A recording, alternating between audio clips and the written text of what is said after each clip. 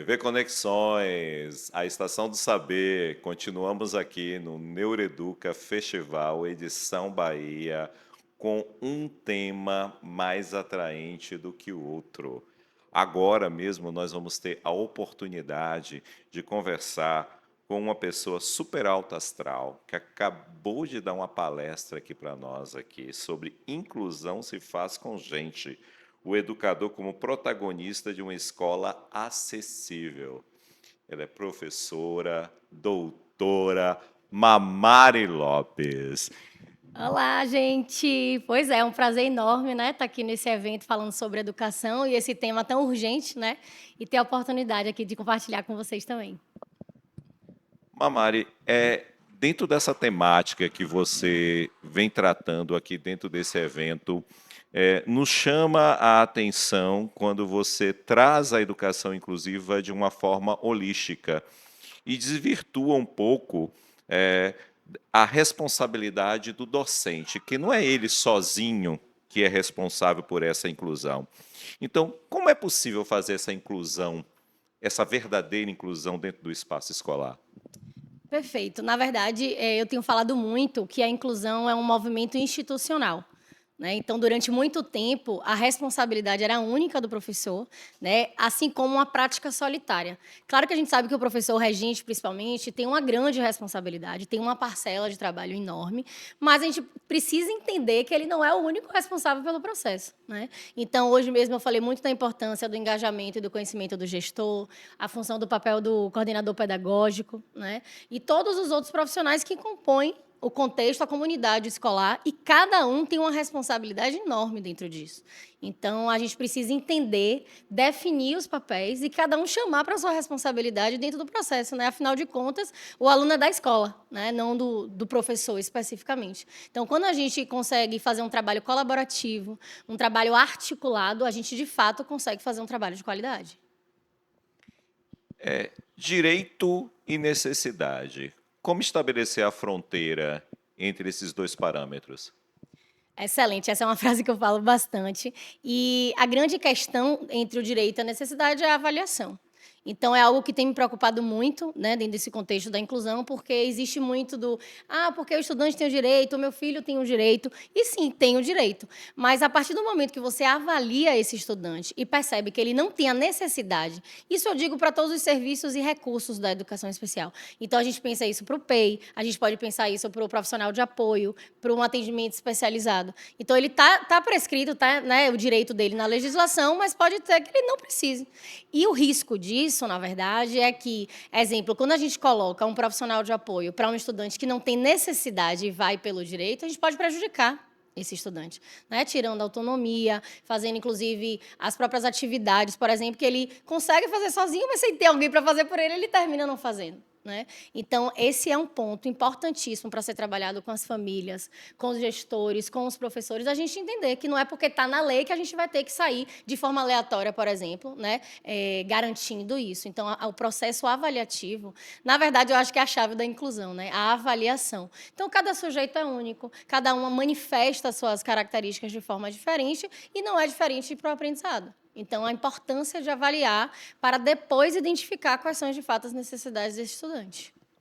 E dentro desse processo avaliativo, quais são as possibilidades, os caminhos que a escola, juntamente com o professor, podem adotar para fazer com que ele realmente faça daquele espaço um espaço de inclusão? Ó, eu tenho batido muito na tecla da necessidade, hoje não dá mais para fugir disso, das escolas começarem a pensar em protocolos de inclusão, em políticas, diretrizes, para que seja tudo muito bem descrito, passo a passo a ser feito. Então, exemplo, para você avaliar se um estudante tem necessidade de profissional de apoio, a gente precisa de um indicador de avaliação, né? Os indicadores avaliativos que a gente chama, a gente precisa ter critério. Não é só simplesmente, ele dá conta, ele não consegue, ele vai. Então, assim, a escola precisa ter todo o seu protocolo, né, do que vai seguir para avaliar, e isso, inclusive, é bom chamar a atenção, que é uma avaliação educacional. Então, às vezes, a equipe multi, o médico, pode até sugerir, opinar, mas tem que ser uma definição da escola. A equipe pedagógica precisa ter esse olhar. Então, é preciso criar esses procedimentos avaliativos com formulários, né, embasado, isso tudo pensando nas questões educacionais, para que a gente possa ter ali um resultado coerente, conciso, que tenha a ver com cada estudante, para, a partir disso, a gente, né, garantir. Então, a gente fala muito, por exemplo, da necessidade do PEI, que é o Planejamento Educacional Individualizado, que é um documento que reúne todo esse processo de avaliação, todas as metas de aprendizagem, seja elas curriculares ou não, para que possa dar esse norte. Bom, o aluno é esse aqui, o ponto de partida é esse, ele sabe isso, ele consegue fazer isso. Quais são as dificuldades e o que é que a gente pretende fazer com ele? Né? Para justamente a gente sair desse modo aleatório de ensino para um modo intencional. Então, o aluno é dessa forma, esse é o sujeito, ele consegue fazer isso, as características são essas, e o que é que a gente vai pensar para ele aqui dentro, né? Dando norte e facilitando também o processo do trabalho do professor. Ou seja, é necessário, então, ter o quê? Seguir a legalidade, se documentar, buscar essas informações e deixar tudo isso organizado de uma forma para poder comprovar realmente determinada necessidade daquele estudante, para que possa, então, realizar esse processo de inclusão, que pode incluir, a depender do caso, a necessidade de um monitor. Exatamente. Tudo, para tudo, na verdade. Hoje eu falo muito que o meu sentimento é que, assim, a gente precisa levar a sério a escolarização desses estudantes. Muitas vezes me parece que é de forma aleatória o que ocorrer, entende? Então, assim, a gente precisa documentar, a gente precisa levar a sério mesmo todos os procedimentos, como qualquer outra pauta dentro da escola. Né? E a gente chegou no nível hoje de quantitativo de estudantes, que não é mais 1, 2, 3. A gente tem um número hoje significativo dentro da escola. Então, a gente precisa promover determinadas mudanças para que a gente consiga, né, garantir essa inclusão ali de qualidade que consiga beneficiar todo mundo que participa dela. Maravilha, Mamari. Para finalizar, aquele professor que está nos assistindo agora, que encontra-se dentro dessa realidade aí hoje com um quantitativo muito maior de estudantes necessitando dessa atenção, que conselho você daria a esse professor que quer se preparar de uma forma que possa atender melhor esses estudantes na sua prática diária? Bom, primeiro ponto é aceitar e entender que esse aluno é seu. Eu acho que é o primeiro ponto que a gente precisa, né? Depois, conhecer, se permitir conhecer esse estudante, tirar a ideia de que ele não aprende porque tem deficiência, mas entender ele como um ser humano, como um sujeito potencial de aprendizagem e buscar. Então, hoje a gente vive um momento que a gente não pode ficar só esperando, né, todos os outros órgãos e instâncias oferecer conhecimento. Então, hoje o conhecimento é de um fácil mais acesso, né, a gente consegue. Então, a gente precisa entender que a escola mudou, o nosso alunado mudou, então a gente precisa estudar. A gente precisa buscar caminhos. E a sugestão que eu dou é que evitem buscar conhecimento sobre autismo, sobre deficiência intelectual, sobre deficiência visual e procure conhecimento sobre boas práticas. Sobre planejamento, sobre desenho universal para aprendizagem, ensino colaborativo, enfim, tudo que são tendências inovadoras, tudo que hoje tem de novo dentro da educação, porque a gente precisa sair de onde a gente está. E, de repente, a gente foca muito em estudar sobre as questões médicas, o que é o autismo, o que é a deficiência, e fica presa nisso. Então, eu falo muito assim, que você não precisa ser especialista em deficiência, você precisa ser especialista em boas práticas. Então, eu acho que isso muda um pouco o olhar da gente, né? De pensar em novas estratégias e possibilidades para que a gente mude de fato a escola, porque o nosso alunado é outro hoje. E hoje, com a internet, né, boas experiências e práticas estão sendo compartilhadas aí o tempo inteiro, né? Eu tenho mais uma dica. Me siga, @mamari com Y, Lopes Inclusão. Lá eu compartilho sobre todos esses conhecimentos também com vocês. Estou esperando você lá. Maravilha, Mamari. Muito obrigado por esse bate-papo. E você, continue aqui conosco. TV Conexões, a estação do saber. Eu não vou precisar cantar, né? Para acordar todo mundo.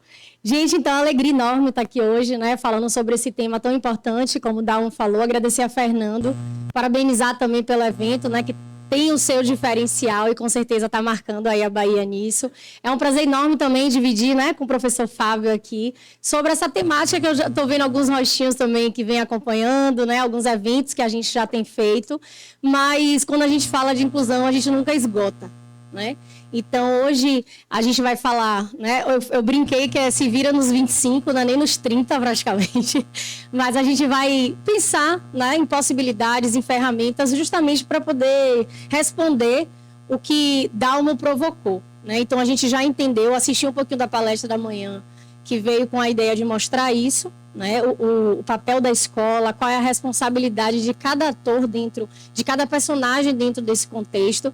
E eu fico muito feliz mesmo de ver eventos com foco na escola, com foco em educação. Que a gente tem visto muito evento, né? Claro que é importante, mas eu tenho visto que às vezes a educação tem ficado um pouco de lado e outros assuntos evidenciados o tempo todo. Eu falo, gente, mas a gente precisa falar da educação, a gente precisa falar da sala de aula, a gente precisa falar do professor, né? É onde a gente vê que está precisando de ajuda. A gente sabe, né, a importância, como foi falado, da equipe multi, da articulação, né, das parcerias, mas a gente precisa começar, né, começar não, mas investir mais nas discussões do que a gente precisa fazer dentro da sala de aula, que é onde o bicho pega, que é onde o filho chora e a mãe não vê, é onde os professores estão angustiados, desesperados, precisando de ajuda, né? Então, a gente vai falar um pouco sobre isso. O que é que a gente pode pensar, o que é que a gente pode fazer dentro da escola, considerando a importância da articulação, entendendo, na verdade, o papel de cada um dentro desse processo, né? E a primeira coisa que geralmente eu falo, né, que até virou uma estampa da minha marca, está até aqui fora o stand depois, que é... Alguém consegue enxergar aí? Que inclusão não é uma opção. Então, a gente ainda tem visto um pouco, né, enquanto o slide está preparando aí, que a gente precisa pensar e levar isso muito a sério. Então, durante algum tempo, a gente via, assim, algumas manobras, algumas possibilidades de não aceitação desses estudantes, por exemplo, dentro da escola. E, às vezes, a escola escolhia. Ah, não, a gente não está preparado, a gente não tem vaga, a gente não consegue, e agora a gente não tem mais como fugir disso. Então, a inclusão ela não é uma opção para absolutamente ninguém. Além disso, a gente tem visto um número crescente e considerável dentro das salas. Então, antes também acontecia muito assim, bota ele na sala de professor Fábio porque ele gosta desses meninos. Bota ele na sala de professor Dalmo porque ele sabe lidar com... Agora, minha irmã, é 1, 2, 3, 4, 5 por sala. E essa é a nossa tendência. E até mais. Né? Eu recebi um caso ontem de 10 meninos na mesma sala. E aí fala, e aí? Né? Até que ponto a gente vai produzir, como é que a gente vai pensar, o que é que a gente vai fazer. Então, uma verdade que a gente tem hoje é que o nosso alunado mudou. Então, não dá mais para a gente pensar que, porque há 20 anos eu faço isso. Mas o aluno de 20 anos atrás não é o aluno de agora. O aluno de 2 anos atrás não é o aluno de agora. Então, a gente tem que pensar em novas possibilidades, até porque, por exemplo, minha tese de doutorado, a gente falou sobre... Agora vai entrar o pagode? A gente tem falado muito sobre a ideia da heterogeneidade dentro da sala de aula, que sempre foi. Mas minha tese, por exemplo, a gente vê alguns resultados da inclusão na pandemia, do quanto a nossa sala de aula está mais diversa, mais diversificada, e que não dá para a gente continuar do jeito que a gente está. Então, a gente precisa entender também que a nossa sociedade avança, muda, mas às vezes a escola está no mesmo lugar. Então, o que a gente precisa fazer e pensar para que a gente saia desse lugar, né? Sempre com cuidado, e eu gosto muito de falar sobre isso, que é uma preocupação que eu tenho, que é a ideia de que inclusão não é professor. Porque também, durante muito tempo, a inclusão era porque o professor isso, o professor não tem formação, o professor isso, o professor aquilo, o professor... Como se o professor fosse o único responsável pela inclusão, né? E hoje de manhã a gente viu muito isso. A importância dessa articulação, né, desse trabalho colaborativo. Uma outra coisa que vocês já sabem, mas não custa lembrar, que inclusão é um direito e não um favor. Graças a Deus que essa frase tem ficado cada vez mais comum, as pessoas têm falado mais sobre isso, mas a gente ainda tem visto um pouco. Então, eu percebo muito na fala das famílias, não, eu não vou brigar não, porque já aceitou meu filho. Ele não está fazendo um favor de aceitar seu filho. Ele tem que aceitar o seu filho. Né? E aí eu trago a Lei Brasileira de Inclusão, que é uma legislação que a gente precisa se apegar a ela, é a nossa maior lei, a nossa lei mais atual. Então, sugiro que quem não conhece, conheça. Né? A gente tem 3 artigos que falam sobre educação no capítulo 4. Então, todo mundo que está aqui, se está interessado nesse tema, precisa conhecer essa lei. Infelizmente, em 10 minutos vocês matam ela, porque a gente tem, né, alguns artigos só que são específicos que falam. E aí eu queria chamar a atenção desses 4 aspectos que foi o que Dalmo começou provocando. Que a inclusão ela não é sinônimo de socialização, então as crianças não estão na escola para socializar, a gente já sabe disso, mas a gente precisa garantir o acesso, a permanência, a participação e a aprendizagem. Então, como é que faz a inclusão? O que é a inclusão dá direito? O que é que tem que fazer isso? A gente precisa dar acesso, que é a matrícula, a gente precisa dar condições de permanência. O que é condição de permanência? Formas e possibilidades de que ele consiga permanecer dentro da escola. Com a participação em todos os lugares e em todas as atividades e aprendendo, claro, que da forma que cada um consegue aprender. E aí, além dessa legislação, tem um documento de 2024 que tem circulado, que eu acho que vale a pena vocês conhecerem também, né? Do tão temido Ministério Público, que, assim, acho que vale a pena a gente destacar que tem feito um trabalho diferencial aqui na Bahia. Às vezes, para quem é gestor, fala, meu Deus do céu, o Ministério Público. Mas, assim, o negócio está começando a funcionar por isso. Então, assim, quem ainda não recebeu a visita deles, provavelmente vai receber, né? Então, assim, as escolas que eu tenho dado consultoria, boa parte delas estão sendo provocadas pelo Ministério Público, que é nada mais, nada menos do que ver o que está sendo feito ou não e tem que cumprir. Então, assim, para quem ainda fica na dúvida, né, do que eu preciso garantir na minha escola, o que é que eu preciso garantir enquanto professor, o que é o P, o que é o profissional de apoio, como é que funciona, tem questão de laudo, não tem... Está bem explicado nesse manual, que chama de Manual de Atuação do Ministério Público em Defesa da Educação Especial Inclusiva. Sugiro também que vocês deem uma olhada nesse documento, que ele traz tudo sobre, né? É um documento orientador, não tem poder de legislação, mas ele explica muita questão que eu acho que vale a pena vocês conhecerem. Vocês jogam lá esse título, certo? E aí vocês conseguem ter acesso. Uma outra coisa que tem me preocupado muito, e que eu acho que não dá mais para fugir também, é a questão da inclusão se faz com políticas e com documento. Então, muitas vezes, eu percebo as pessoas meio perdidas, sem ter o norte mesmo a ser seguido sobre a questão da inclusão. Para quem é da rede pública, também, às vezes, se perde muito de gestão para gestão. E escola particular também não tem nada assim, mas... Então, hoje, o que a gente precisa é começar a investir políticas de inclusão escolar, as diretrizes da educação especial e inclusiva, instrução normativa para atendimento especializado, um documento normativo para o profissional de apoio, que é um dos nossos calos, vou tentar falar um pouco sobre ele. A importância de se ter, gente, sobre a organização e funcionamento da inclusão no projeto político-pedagógico. Então, hoje você chega na escola, você não vê uma escola que tenha um PPP que fale sobre o processo de inclusão. E hoje não tem mais como a gente não ter um documento normativo que mostre todo o protocolo, procedimento, tudo o que é que aquela escola faz e como é que funciona.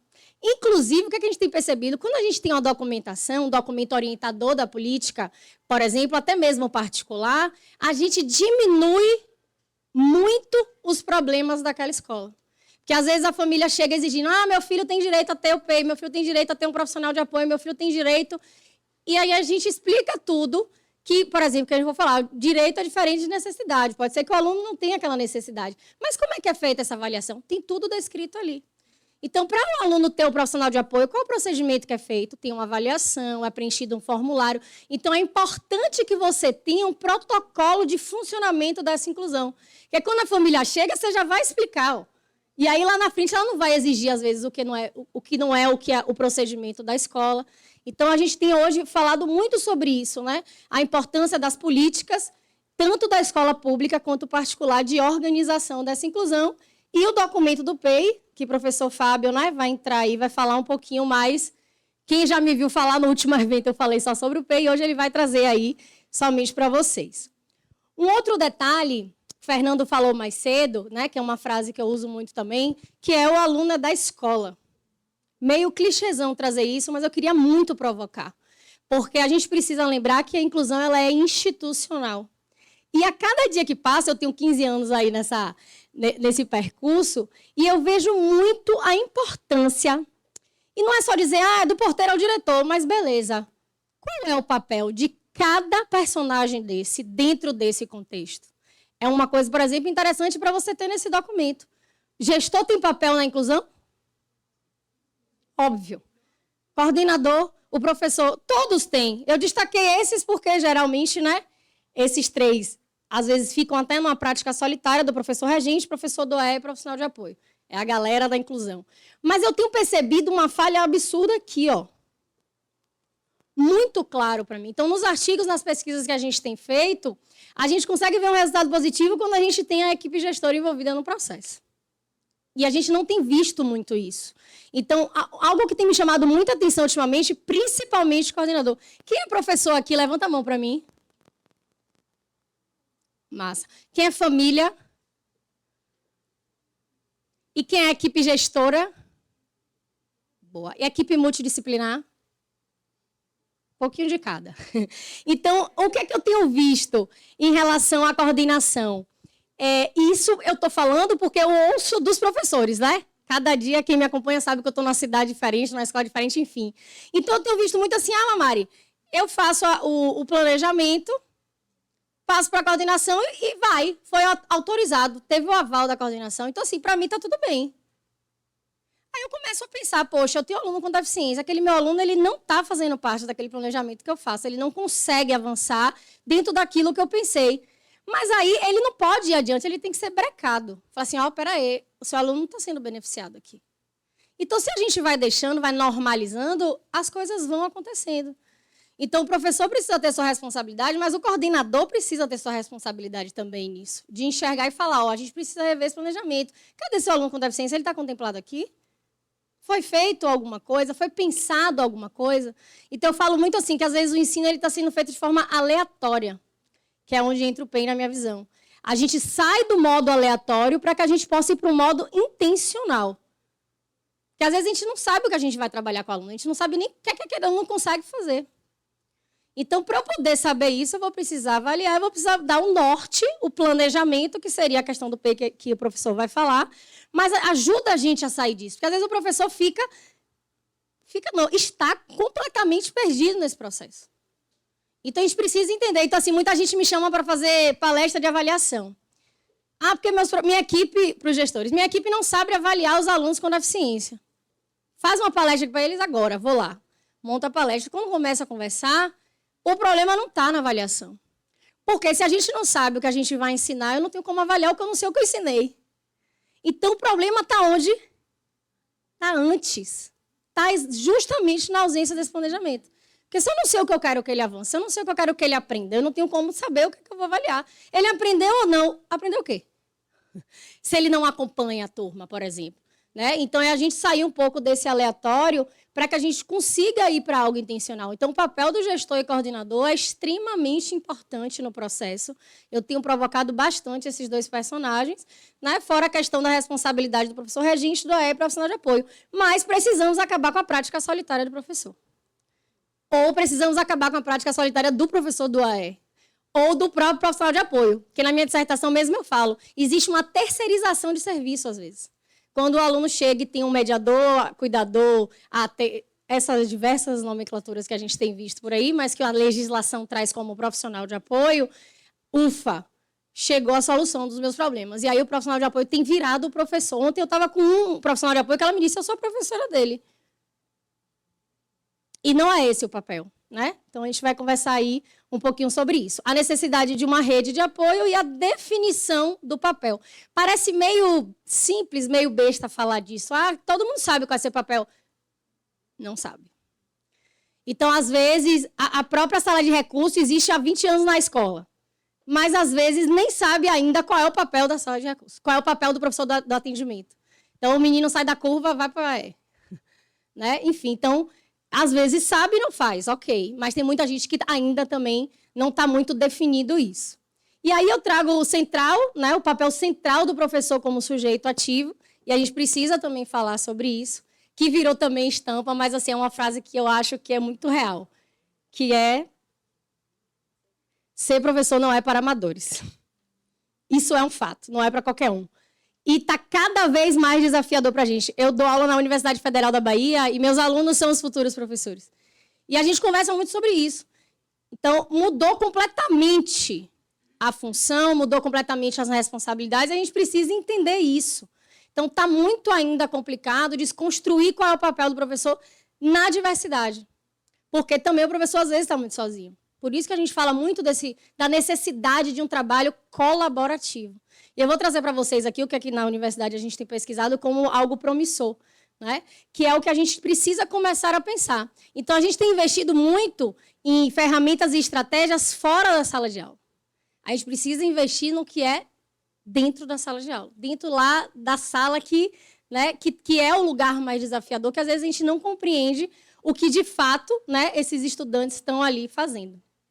Então, a gente precisa ter uma mudança, que eu considero como uma mudança de paradigma, basicamente, que vem muito do modelo médico, que é uma discussão que eu trago muito, que é uma discussão das concepções, né, das deficiências, que é de como a gente tem enxergado esse estudante. Então, muitas vezes, a gente foca no estudante e fala, porque ele não faz isso, ele não consegue, ele não lancha, ele não senta, ele não aprende, ele não. A gente sempre foca no que o estudante não faz. A gente foca na dificuldade desse estudante. E muitas vezes, quando esse modelo médio está enraizado, a gente quer consertar. Já perceberam isso? Então, às vezes, chega uma criança que não fala, a gente quer que ele fale. Então, o objetivo da escola é fazer com que ele fale. E vocês viram que o objetivo não é a fala, é a questão da comunicação. Então, às vezes, a gente fica querendo consertar, a gente fica querendo mudar, transformar. Só que a gente precisa entender que o problema não está no estudante. Então, quem nunca já falou, já ouviu, ele não aprende porque é autista. Já ouviram? Ele não aprende porque tem deficiência e está tudo bem, justifica o fracasso por conta daquele transtorno. Só que aí o modelo social vem e fala assim, não, peraí. Ele não aprende, não é porque ele é autista, ele não aprende porque o ensino não está adequado para ele. Então, ele faz alguma coisa, ele consegue, é possível, mas a gente fica preso ali, ó. Mas ele não pega no lápis, ele não escreve, ele não senta, ele não... Beleza, ele não, mas o que é que ele faz? Então, eu não tenho que perguntar se ele fala ou se ele não fala, eu tenho que saber como ele se comunica. O que é que ele já sabe até aqui, que é a pauta do PEI. Primeiro passo do PEI é qual? Avaliação. Eu preciso saber o ponto de partida desse estudante. Aonde é que ele está? Se não acontece o quê? Encontrei Gustavo no interior esses dias, ele falou, mudei de escola, mudei de professora. Gustavo autista. Aí eu mesmo, Gui, aí, tu não sabe o que aconteceu. Eu sempre conto essa história. Aí eu falo o que foi. A minha professora estava me ensinando A, E, I, O, U. Ele já lê, já escreve, já produz texto. Aí eu falei, e você disse o que para ela? Aí ele falou assim, eu virei para ele e falei, tu é besta, eu já sei ler e escrever. Por que isso? Falta de avaliação. Não sei onde o aluno está. Não sei o que ele consegue. É autista, não deve saber nada, não aprende, né? Então, vou ensinar aqui o A, E, I, O, U. Os próprios alunos estão se inquietando. Não sei se isso está chegando para vocês. Então, é uma queixa deles, o povo Mari. A professora pediu para eu completar a frase. A menina falou para mim.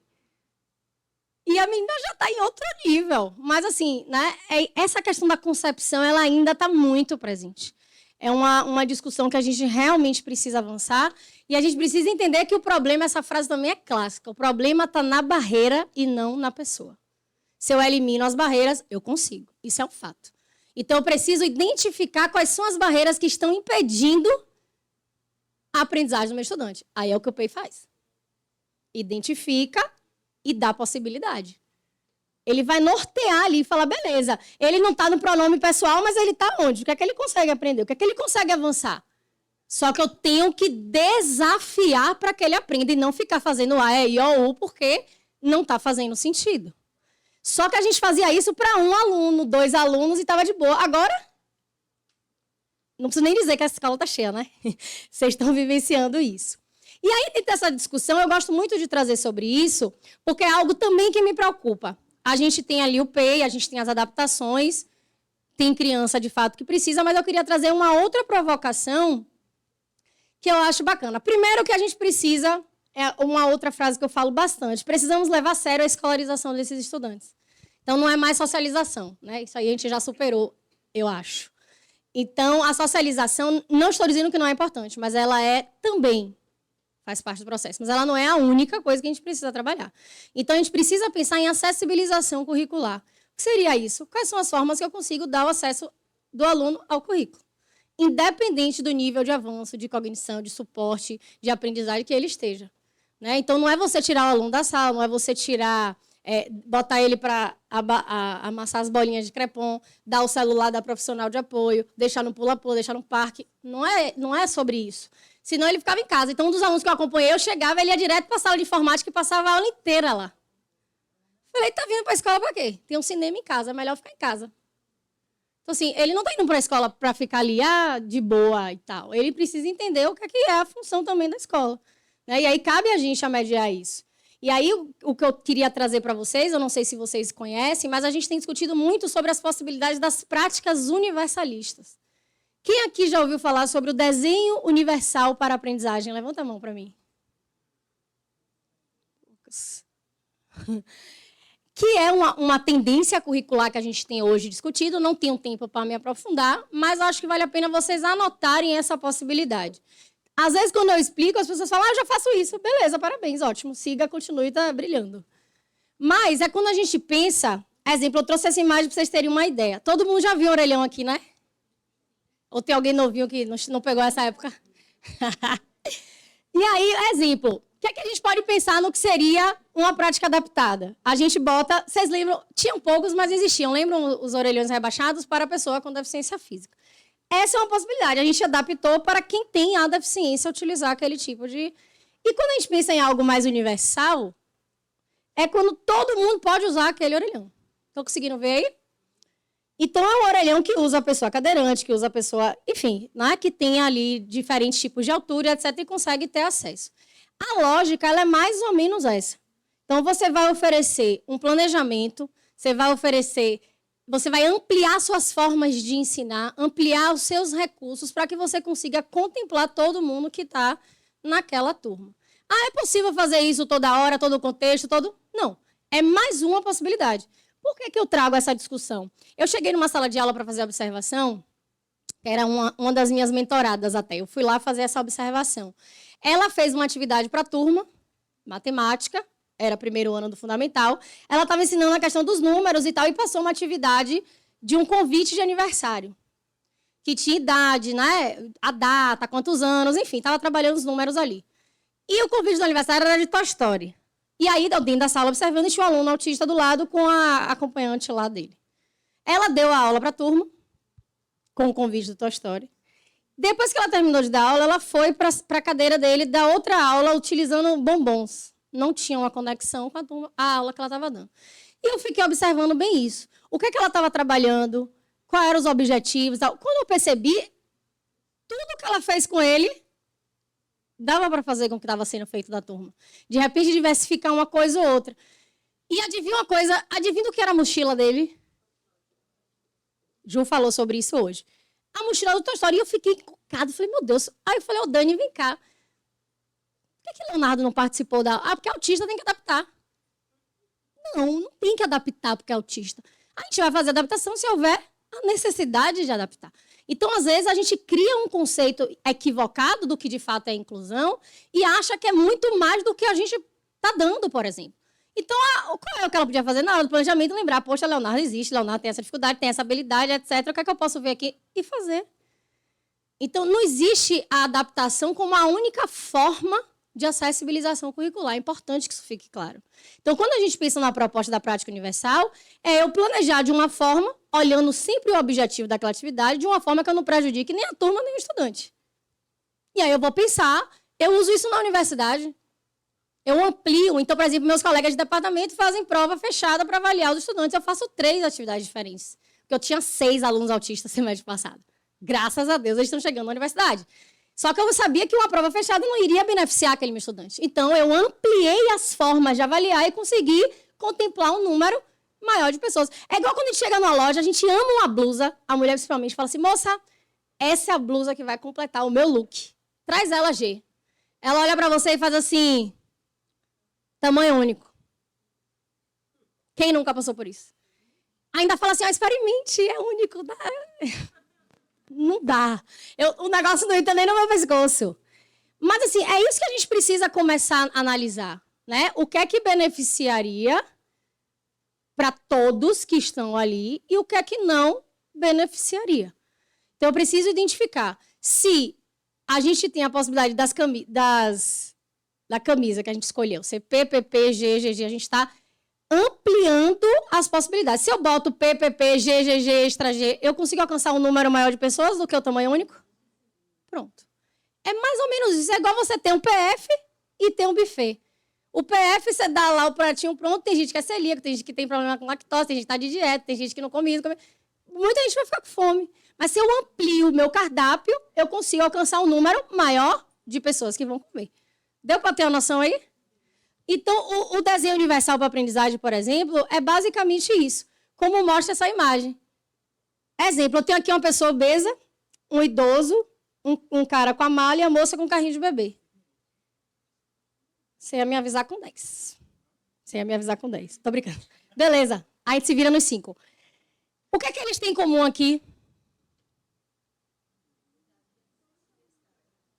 A barreira, a escada. Se eu tiro essa escada, eu vou beneficiar quem? Tem pessoa com deficiência na fila? Não tem. Entende sobre o que é o desenho universal, o que é uma prática universal? Eu eliminar as barreiras para todos aqueles estudantes. Agora, quanto mais eu diversificado for o meu ensino, menor a necessidade de eu fazer adaptações individualizadas. Deu para entender isso? Então, a gente precisa diversificar mais, adaptar menos, ampliar a possibilidade, sair do tradicional. O que não quer dizer que eu não vá adaptar, o que não quer dizer que não vá fazer um PEI. Eu só estou mostrando mais uma possibilidade de trabalho que a gente pode fazer com responsabilidade e analisando sempre o objetivo e os benefícios para todos os estudantes. E aí, já descendo a ladeira, não tem mais como fugir do PEI, só que eu queria que isso ficasse muito claro. Nem sempre tem a necessidade de fazer as adaptações individualizadas. Tem aluno que vai precisar o tempo todo? Tem. Vai depender muito de cada estudante. Mas quanto mais a gente diversifica, mais a gente consegue. Então, a gente precisa analisar os objetivos de aprendizagem e os alternativos ao currículo, que isso é extremamente importante. Então, a gente tem os dois lados, não é, professor? Um, a gente foca só no currículo e esquece as outras áreas de habilidades. Ou a gente só foca nas áreas de habilidades e esquece o currículo. A gente tem que ter um equilíbrio nisso. A gente tem o currículo, que a gente vai adaptar para que ele consiga avançar, mas a gente tem outras habilidades que são tão importantes quanto o currículo. Então, eu me lembro que o aluno que eu acompanhava, a minha meta de trabalho era que ele ficasse dentro da sala de aula, porque ele nem na sala entrava. Então, eu não tenho como ter um objetivo curricular para ele naquele momento se ele não está nem entrando na sala. O objetivo está ali, mas o prioritário era criar as estratégias, utilizar hiperfoco, fazer isso, para que ele entre na sala. Ele entrou na sala, meu próprio objetivo é que ele sentasse na roda, que ele permanecesse na roda, que ele fizesse, e aí vai indo. Então, a gente tem que ter muito essa noção, né? Acho que o professor vai falar um pouco sobre isso, que é a gente não perder a vista do currículo e das habilidades individualizadas, né? De questão específica de cada um. Então, eu brinco até hoje, né? Eu acompanhei, ele tinha 8, hoje ele tem 25 e é meu amigo. E aí a gente ainda brinca sobre essa época ele tem a síndrome do X frágil, que é deficiência intelectual, autismo e TDAH. E dono de todos os meus cabelos brancos e responsável aí por toda a minha trajetória, que foi, eu falei, se a gente consegue fazer isso aqui, é possível, né? Do tanto desafio que ele tinha trazido na época, isso há 15 anos atrás, pensem. Então, a gente pensa muito sobre isso. A gente precisa analisar esses dois tipos de objetivo e promover sempre uma educação que seja justa. Então, às vezes, eu vejo que a inclusão fracassa porque a gente quer dar uma educação igual. E a educação igual não está funcionando para ninguém. Então, a gente precisa começar a pensar nisso. Quais são os ajustes necessários que cada um tem? Se consegue seguir no fluxo da turma com as práticas universais, ótimo. Mas se precisa de ajuste, a gente precisa dar o ajuste que tem a necessidade. E aí a importância do PEI, eu gosto muito dessa imagem. O menino está fazendo o pensador no pátio. E aí ela fala, Agostinho, não vamos mais tolerar os seus atrasos na aula de expressão artística. Às vezes ele sabe mais do que ela. A gente sabe que tem aluno que bota a gente no bolso. Então, assim, o que isso quer dizer? A gente tem dificuldade de valorizar as habilidades dos nossos alunos. E isso está hoje no PEI. Quais são as habilidades, o que é que ele consegue, o que é que ele tem de bom.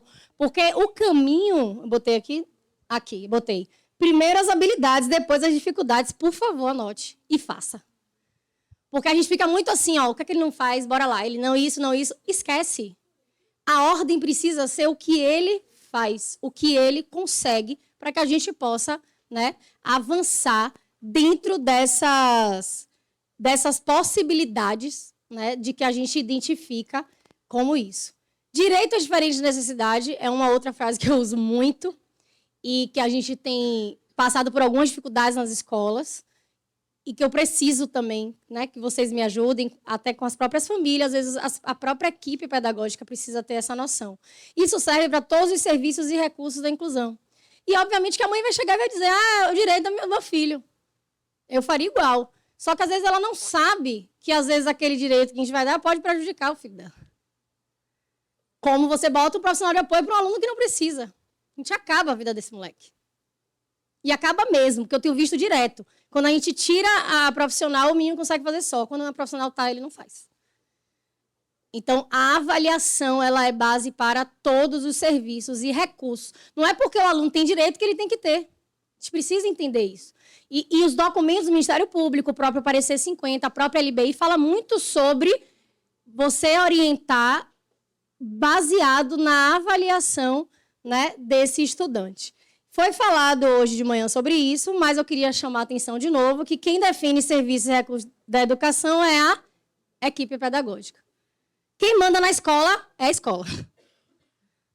Então, foi falado hoje de manhã sobre a articulação, a importância da equipe multi, o quanto isso, né? Eu sempre falo sobre a equipe multi, hoje eu não tenho tempo. Mas, por exemplo, no próprio PEI, às vezes a gente tem colocado esses espaços de troca. Porque, às vezes, um relatório técnico, ele não serve para a gente, o diagnóstico. Então, como é que a fono pode orientar a gente? A criança não fala, como é que ela se comunica? A gente faz o quê? Porque, às vezes, a escola faz uma coisa, a família faz outra, a fono faz outra. Então, quais são as orientações funcionais que uma TO pode dar para a gente dentro da sala de aula? Quais são as orientações funcionais que uma fono, uma própria psicóloga pode ajudar? Porque a ideia é que a gente articule uma das estratégias e que a gente consiga. Não é que a professora vai fazer o papel da fono. Ela não está fazendo o papel dela, imagina a fono, não tem condição, não dá conta. E a gente nem quer isso. A gente quer articular. A gente quer potencializar essas estratégias. Então, assim, eu sei que muitas escolas estão sofrendo, inclusive eu falo isso com a Raquel direto, converso com a doutora Fernanda, porque está vindo no laudo médico prescrição educacional. Isso é desesperador, sabe?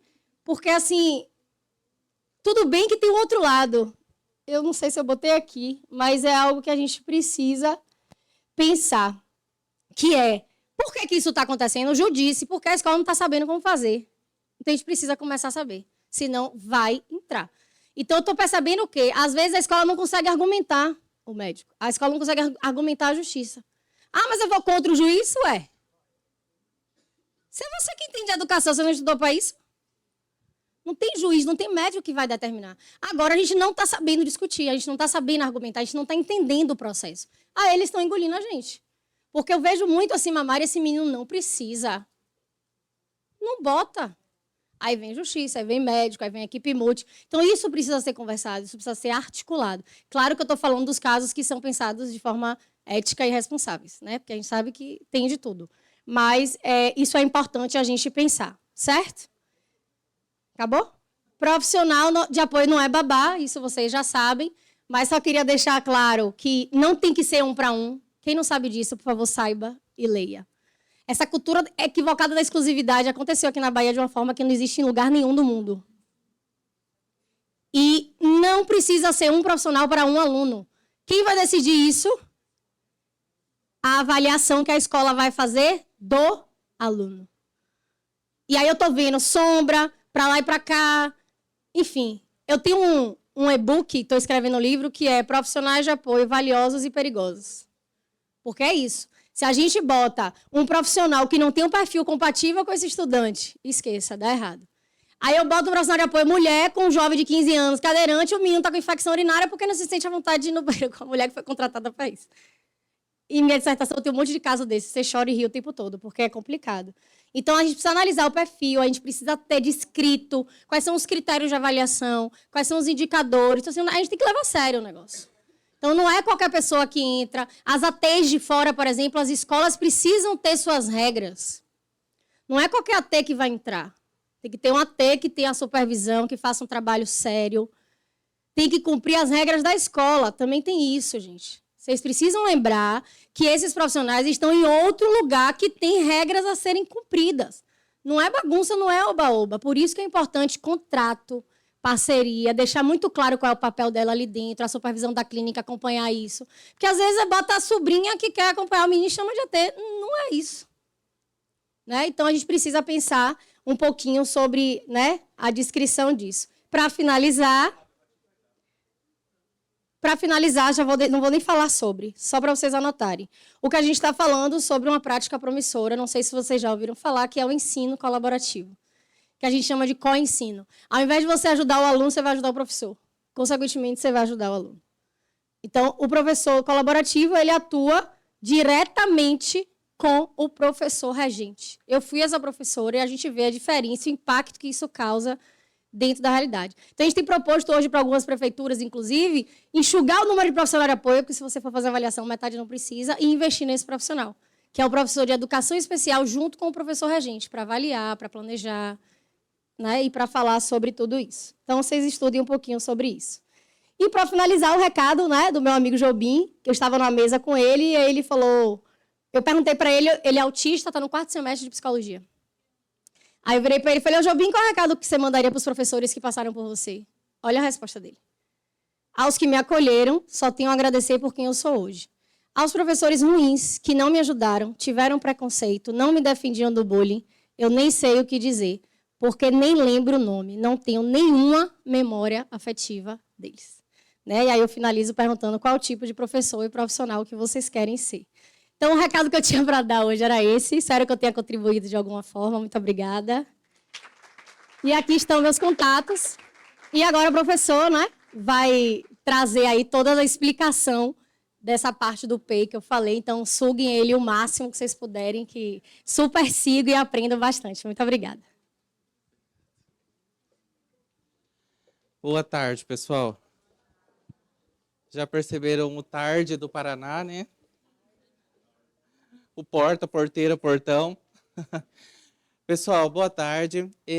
Eu quero agradecer ao Fernando, não sei se ele está por aí, pelo convite, mas é sempre um prazer estar no evento dele e falar sobre o plano educacional individualizado. Eu prometo ser o mais objetivo possível e se vocês tiverem dúvidas, eu acho que depois no final vai ter um momentinho para a gente tirar as dúvidas. Bom, eu venho aqui não só como professora, eu sou professora há 21 anos, eu comecei a dar aula em 2004, não parece, mas estou chegando nos 40, mas eu sou professora da educação básica e o plano educacional individualizado é um desafio muito grande para mim enquanto professor, mas também é um desafio enquanto pai de uma criança autista de 5 anos, da pré-escola de 5 anos. Cada lugar chama de um jeito, mas lá a gente chama de infantil 5, mas eu já vi várias nomenclaturas. Você coloca para mim, fazendo favor? Bom, eu quero trazer a proposta do PEI hoje para a gente de uma forma mais clara no sentido de quebrar mitos, tá? E a primeira coisa que eu preciso deixar muito claro, que vocês vão entender ao longo da minha fala, é que plano educacional individualizado não é adaptação de conteúdo, tá? A gente precisa parar de pensar que o plano é só adaptar conteúdo, e às vezes essa criança nem precisa de adaptar conteúdo, como a Mari já falou muito bem. Mas eu preciso pensar que esse plano vai muito além. Por que começou a se falar tanto de PEI agora, sendo que o PEI já é um documento que já existe há bastante tempo, embora a nomenclatura PEI surgiu no parecer 2023, que foi homologado em 2024, porque até então a gente tinha o PAEE, e tem até hoje, inclusive, nas salas de recurso multifuncional, tá? Então, cada estado tem as suas deliberações, mas a legislação geral ela vai abranger todos os estados do Brasil, tá? Então, primeiro ponto, PEI não é adaptação de conteúdo, é superação de barreiras. E quais são as barreiras que eu penso para uma criança que tem, por exemplo, transtorno do espectro autista? Vou falar do autismo, mas é claro que o PEI não é só a necessidade do transtorno do espectro autista, mas todas as pessoas que fazem parte do grupo da educação especial, e isso inclui as pessoas com deficiência, altas habilidades, transtornos globais do desenvolvimento, o autismo, enfim. Então, a ideia do PEI é fazer com que essas crianças tenham acessibilidade a esse conteúdo ou a esse ensino que está sendo proposto para eles, tá? Então, quando eu penso que o PEI não é adaptação de conteúdo, mas é a superação de barreiras que impedem a aprendizagem, eu posso pensar em qualquer uma. Vamos pensar no transtorno do espectro autista como barreiras de aprendizagem. Aquela criança que fica se jogando no chão toda hora, é uma barreira? É. Aquela criança que tem estereotipias e nas estereotipias ela se machuca muito, é barreira? É. Ah, aquela criança que tem estereotipias e que na autorregulação ela levanta da carteira, ela dá uma volta na carteira, ela vai até uma parte da sala, volta, senta, não atrapalhou ninguém. É uma barreira? Não, não é uma barreira, porque ele precisa daquele movimento para permanecer no lugar onde ele está. Então, entendam que quando a gente vai falar de estereotipia no autismo, as estereotipias que trazem prejuízo, bater, flap, bater cabeça no chão, isso é um problema. Agora, as estereotipias que são de autorregulação, no sentido de dar uma volta, andar, dar ali, voltou, sentou, não atrapalhou ninguém, tá tudo bem, gente. É o jeito que ele vai encontrar de estar naquele lugar. Mas a gente vai falar disso também dentro do plano educacional individualizado. Então, o PEI é um documento que ele vai trazer tudo que vai ser feito para aquela criança ter acessibilidade ao conhecimento. Se ele não consegue chegar à sala, porque o sinal da escola traz problemas sensórios ou sensoriais, auditivos para ele, a gente vai ter que adaptar isso, porque a gente vai ter que favorecer ele chegar até a escola. Vou citar um exemplo prático para vocês. Lá no meu município, quando a gente foi fazer o primeiro processo de implantação do plano educacional individualizado, que era para as crianças com transtorno do espectro autista, nós descobrimos que a maioria das crianças não comiam as carnes em tamanhos grandes, tinham que ser pequenos, ou quando era oferecido igual para todo mundo, né? Ou ela mastigava e cansava e parava de comer, ou jogava fora e não queria mais comer. É uma barreira? É, porque essa criança ia ficar com fome até o final do dia e o processo de aprendizagem não ia acontecer. Que adaptação nós tivemos que fazer? Lá do açougue, vai vir cortado mais pequenininho e essa criança vai comer. Acabou o problema. Tem alguma coisa a ver com conteúdo isso? Não, mas é uma barreira que impede o processo de aprendizagem. Então, no plano educacional individualizado, eu vou ter que prever todas as barreiras que impedem essa criança de aprender, tá? Seja ela de conteúdo ou não. Outro mito. Todas as crianças precisam de plano educacional individualizado, mas nem todas as crianças precisam de adaptação de conteúdo, tá? Por exemplo, meu filho não precisa de adaptar conteúdo, ele vai muito bem, ele aprende até. Ele está no infantil 5, mas, por exemplo, já aprendeu a ler, já aprendeu a escrever, e a gente nem percebeu que esse processo aconteceu, porque a professora só estava explicando o conteúdo, formando sílabas, palavras e tal, pronto, já aprendeu. Então, ele não precisa, só que ele tem prejuízos, por isso que ele é autista. E por ele ser autista e ter prejuízos, o prejuízo dele não envolve especificamente parte de conteúdo, mas envolve comandos, envolve articulações que têm que ser feitas dentro da sala, envolvem problemas de fuga comportamental, que também são barreiras ali na aprendizagem, tá? Bom, então qual é o passo a passo para eu construir um plano educacional individualizado? Eu estou levando em consideração o parecer 50/2023, que foi homologado em 2024, que vai trazer as adaptações necessárias para crianças específicas com transtorno do espectro autista, tá? Só fazendo separação, que o próprio parecer faz essa separação, o professor da sala de recurso multifuncional faz o PAEE, que é o Plano de Atendimento Educacional Especializado. Professor, junto com todos os envolvidos pela criança, professor, não assuma a responsabilidade do PEI sozinha, tá? O PEI não é responsabilidade exclusivamente do professor. É uma carga muito grande para o professor assumir sozinha, tá? E eu vou contar o passo a passo para vocês, vocês vão entender qual é a parte que cada um compõe nesse processo.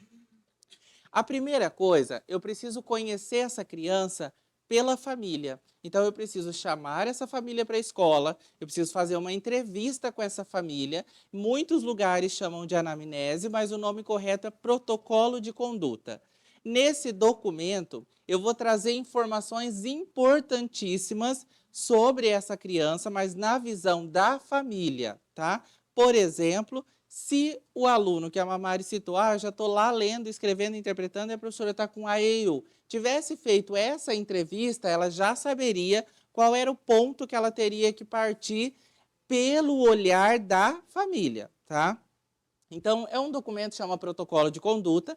Nesse documento, a gente coloca informações básicas sobre a criança, quem é, onde mora, endereço, o que ela gosta, o que ela não gosta.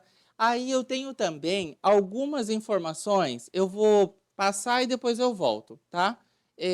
No protocolo de conduta, eu vou ter então aqui identificação da criança, nome, espaço e tal, informações básicas, o que ela gosta, o que ela não gosta, quais as preferências. Aqui vai entrar hiperfoco, vai entrar objeto de apego. A gente vai identificar o que essa criança gosta. Ah, professor, mas eu não vou adaptar tudo que é do ambiente escolar para porque essa criança tem um hiperfoco. Mas é mais fácil de você acessar essa criança através do hiperfoco do que se você tentar acessar ele de alguma outra forma. Por exemplo, se o Lorenzo chegar aqui, ele não vai cumprimentar ninguém, mas mostra uma ferramenta, um alicate, mostra uma chave de fenda para ver se ele não vai sair de lá da porta, vai vir aqui brincar, e quem tiver com esse material, ele vai chegar até essa pessoa e vai começar a conversar, porque é o hiperfoco dele, ferramentas, enfim. Então, não é que eu vou colocar tudo do hiperfoco dessa criança, mas é mais fácil para mim, para eu chegar nessa criança. O acesso a ela vai ser mais fácil, tá? E às vezes a gente está em outubro e tem professor que não sabe qual é o hiperfoco dessa criança ainda, ou não sabe como é que eu trabalho esse hiperfoco com essa criança. Informações médicas. Qual a medicação que essa criança toma? Qual a dosagem da medicação que essa criança toma? Quem é o médico que acompanha essa criança? Por que isso aqui é importante? Vamos pensar que essa criança sofreu um acidente na escola e você precisou acionar... Tem SAMU aqui, né? Tem SAMU. Então, precisou chamar o SAMU para vir buscar essa criança. Fala para mim o que o atendente do SAMU sabe sobre essa criança. Nada. Mas ele foi lá, pegou essa criança, nem tem manejo nenhum, pegou essa criança, colocou no carro, levou para o hospital. O que o médico plantonista que recebeu essa criança sabe sobre essa criança? Nada. E aí acontece o que aconteceu na minha cidade, da criança ter que fazer um raio-x, e ela, autista nível 3 de suporte, foi fazer um raio-x, e aí chegou lá, ela muito agitada, eles resolveram sedar ele para fazer o raio-x, ele morreu na sedação. Gente, é muito importante a gente saber o que essa criança tem, o que essa criança toma, que tipo de medicação ela tem alergia, o que ela não pode, em hipótese alguma, tomar, o que ela não pode, em hipótese alguma, comer, porque a gente, enquanto escola, está fazendo festa todo mês, está tendo lanche diferente na escola todo mês, mas será que essa criança está tendo acessibilidade a isso tudo? Ou será que eu posso oferecer esse alimento para a criança? Então, com a informação de informações básicas médicas, quem receber essa criança vai saber o que ela pode e o que ela não pode usar, se ela tem algum tipo de alergia ou não, tá?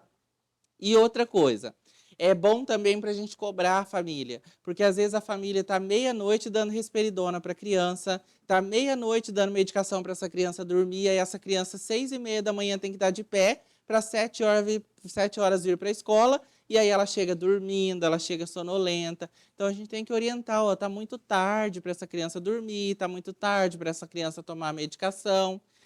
Sabe uma coisa que eu sempre gosto de pensar? Eu, enquanto escola, não posso tratar a família como empregada. A família não é a minha empregada, que eu tenho que falar para ela assim, não pode fazer isso, não pode fazer aquilo, para de fazer isso, para de fazer aquilo. A família é minha parceira. O que nós dois podemos fazer para o Miguel evoluir? O que nós dois podemos fazer para o Lorenzo? Então, a família funciona como parceira e não como empregada. Eu mesmo, citando um exemplo prático, eu já peguei uma birra da professora do meu filho, que não tem ideia. E ele não pode ver ela em lugar nenhum, porque ela grita, ela é muito chata mesmo. E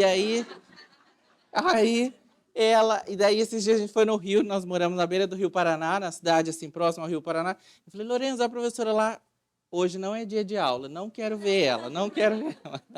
Por quê? Gente, já levantamos a suspeita do TDAH, eu já levei ao médico, o médico falou, ó, a gente precisa fazer o desmame da medicação primeiro, depois a gente vai introduzir a medicação nova, mas precisa fazer um desmame de 3 a 4 meses e tal.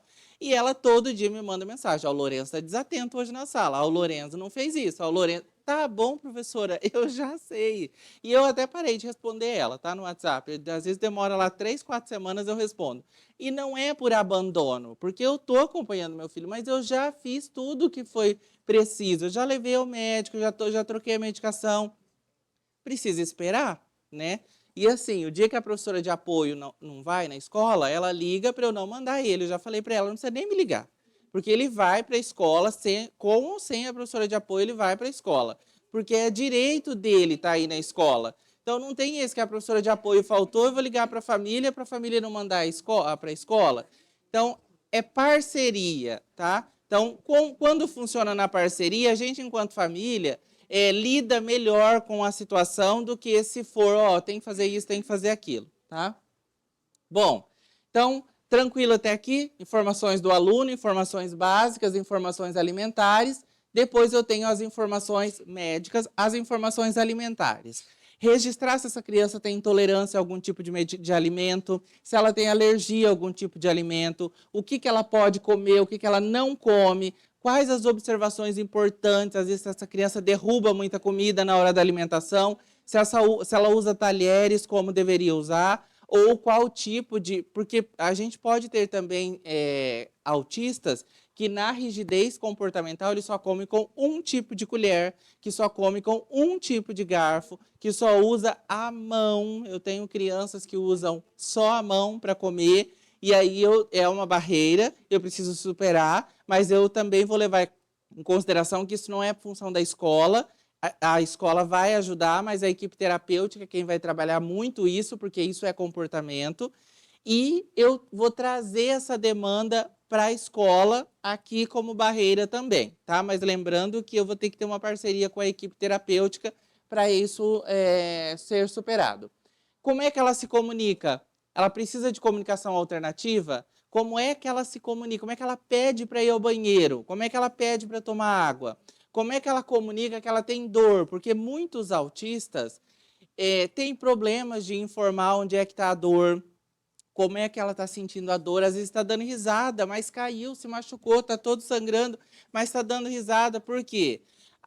O neurotransmissor que informaria a área cerebral, que acionaria essa parte de dor, está informando de maneira errada. E aí a resposta está sendo devolvida de maneira errada. Mas a família sabe como é que ele se comunica que ele está com dor, né? Bom, e aí, por último, no protocolo, eu tenho o gerenciamento de crise, que isso aqui não vai caber eu falar tudo para vocês, porque isso aqui é uma aula de umas 2 horas, mas eu deixei bem esmiuçadinho aqui para vocês entenderem, tá? Que é gatilho de crise, quais são os sinais de aceleração, quais são os procedimentos de desaceleração de crise e quais são os picos de crise. Agora, fazendo o protocolo de conduta, o que vocês obrigatoriamente, enquanto escola, têm que pensar? Eu sei o que eu tenho que evitar no ambiente, mas muitas vezes eu não consigo evitar. Por exemplo, barulho é uma coisa que a gente não consegue evitar na escola. Só que eu sabendo que é um gatilho, ele começa a apresentar problemas comportamentais, mas o corpo dele começa a falar que ele vai entrar numa crise. Então, ele está apresentando sinais de aceleração. Aí eu tenho que começar os procedimentos de desaceleração. Então, o que eu faço quando eu percebo que essa criança vai entrar numa crise?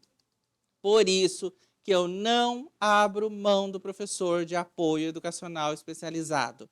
Por quê? O professor regente está realmente com 30 alunos. A gente não pode mascarar essa informação. O professor regente está com 30 alunos fazendo a demanda de conteúdo, mas tem que ter alguém próximo a essa criança que vá fazer o procedimento de desaceleração da crise, porque o professor não vai parar a sala de 30 alunos para socorrer essa criança com transtorno do espectro autista. Eu estou falando isso como realidade minha de professor, porque assim como essa criança autista tem esse direito, os típicos também têm direitos. E eu não posso negligenciar isso, tá?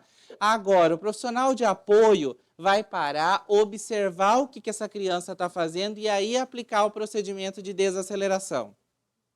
Abraçar, apertar a mão, calma, vai ficar tudo bem, oferecer um copo de água, mudar a conversa de repente. Então, eu não vou conseguir fazer isso. Entende que, para mim, enquanto professor, que estou lá na frente do quadro e o aluno, às vezes, está lá atrás, eu não consigo observar que esses sinais de aceleração está acontecendo? Então, o profissional de apoio tem uma função mais gigantesca aqui nesse campo de procedimento de desaceleração.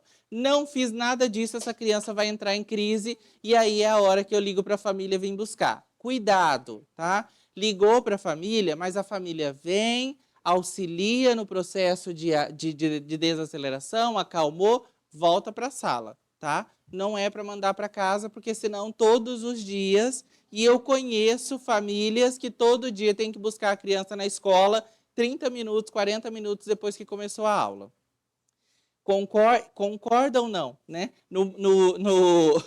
No parecer 50/2023, ele vai trazer tudo isso aqui como barreiras que impedem uma criança autista de frequentar a sala de aula. Tá? Então, se é barreira, tem que superar, tem que estar no plano educacional individualizado.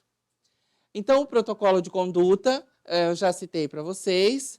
Vou voltar lá só para a gente continuar. Aí eu estou terminando já, prometo, tá? Fizemos a coleta de... Meu Deus, estou no primeiro ponto. Fizemos a coleta de... Fizemos a coleta de informação com a família. Então, família, primeiro ponto. Segundo ponto, a própria criança com transtorno do espectro autista. Então, eu preciso chamar essa pessoa, conversar com ela e perguntar: o que é que te atrapalha aqui? O que é que você gosta? O que é que você não gosta? Como é que você gosta ou prefere? Como é que você entende melhor?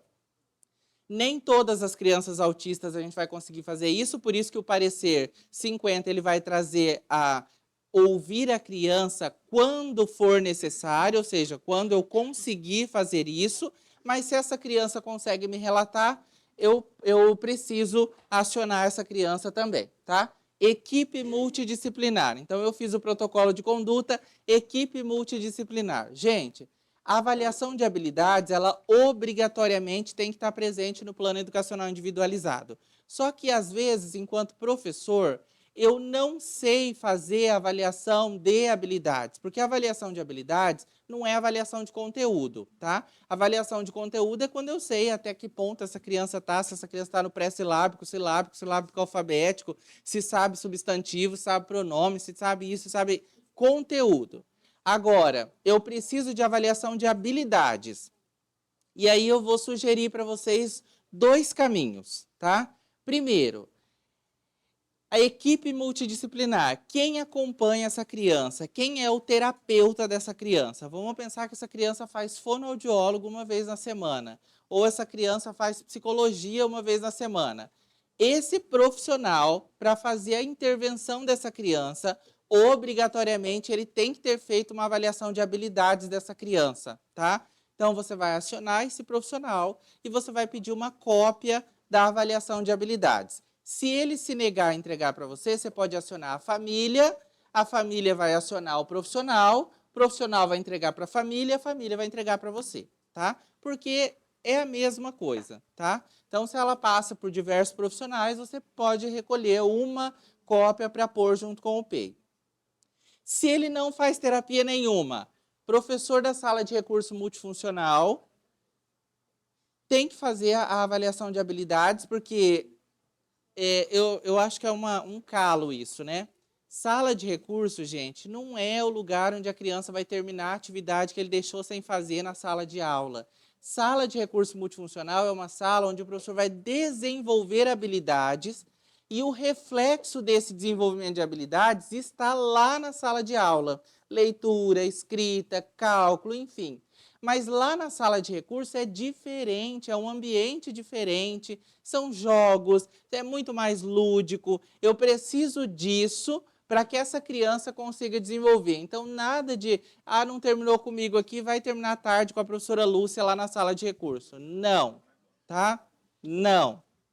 Então, o professor da sala de recurso também tem que ter feito uma avaliação de habilidades para ele saber como é que são as habilidades atencionais, as habilidades de memória, planejamento, leitura, escrita, como é que está tudo isso para ele dar continuidade no trabalho dele. Então, pode recorrer ao professor da sala de recurso multifuncional, pegar uma cópia dessa avaliação de habilidades e colocar lá no plano educacional individualizado. Terceiro, definição de metas. Aqui eu preciso pensar que eu começo a adaptar conteúdo porque eu quero saber onde é que essa criança vai chegar. Lembra que eu falei que toda criança obrigatoriamente precisa do plano educacional individualizado, mas nem todos precisam de adaptação de conteúdo? Se o seu aluno não precisa de adaptação de conteúdo, não vai ter adaptação de conteúdo no PEI, mas vai ter avaliação de habilidades, vai ter protocolo de conduta, vai ter o processo de definição de metas, onde é que eu quero chegar, o quanto falta, se essa criança chegou ou não naquele objetivo, tá? E também o processo avaliativo dessa criança. Cuidado, isso é uma orientação mesmo pedagógica. Você, professor, tem criança com deficiência, com transtorno lá dentro da sua sala de aula, você tem que fazer um processo avaliativo muito legal para essa criança e muito funcional, tá?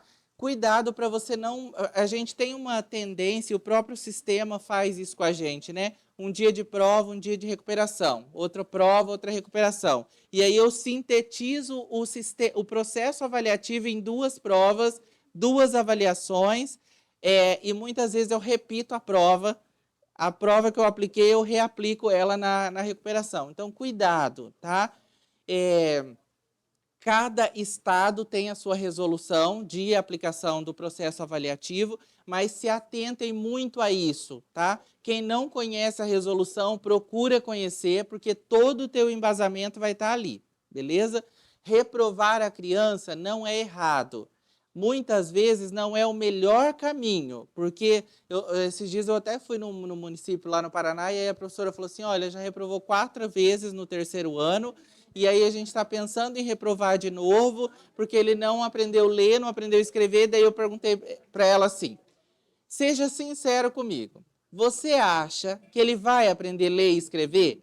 Ele vai, ele tem condições, mas por que ele já reprovou 4 anos e ele não aprendeu a ler e escrever ainda, né? Então, cuidado com isso. O processo avaliativo é importante. Eu posso reprovar? Posso.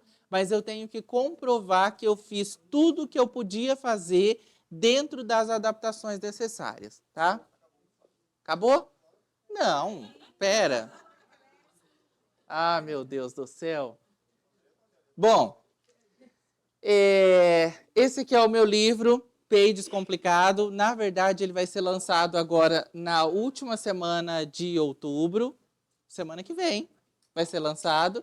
Mas quem quiser adquirir na pré-venda, esse é o prefácio, pode adquirir, depois vocês receberão em casa. É um livro que teve um prefácio do Dr. Paulo Liberales, que é um grande amigo. Aqui é o meu Instagram, quem quiser me acompanhar por lá. E eu preciso de 1 minuto a mais, pode ser? 1 minuto? 1 minuto que a Mari pegou no meu tempo. Você coloca o vídeo para mim? Tem um vídeo que eu mandei? O Fernando não passou meu vídeo aí. É um vídeo, na verdade é uma carta aberta à escola. Essa carta eu mandei separado para ele. Então vai ter que ser depois. Eu mando para vocês depois de alguma forma, tá? Ou no final, vamos dar depois da próxima palestra, posso mostrar? É uma carta aberta à escola. Eu, como pai de autista, é a forma que eu apresento o meu filho antes dele começar a estudar. Então, toda professora que vai receber o meu filho, ela recebe o vídeo, a carta, enfim, né? É em forma de carta, mas eu gravei o vídeo e aí eu vou mostrar para vocês depois, tá? Prometo que entre um intervalo de uma palestra ou outra eu mando para vocês, tá bom? Gente, muito obrigado. Eu espero ter contribuído de alguma forma. Eu sei que o tempo é curto, mas tentei ser o mais objetivo possível. E é isso. Obrigado.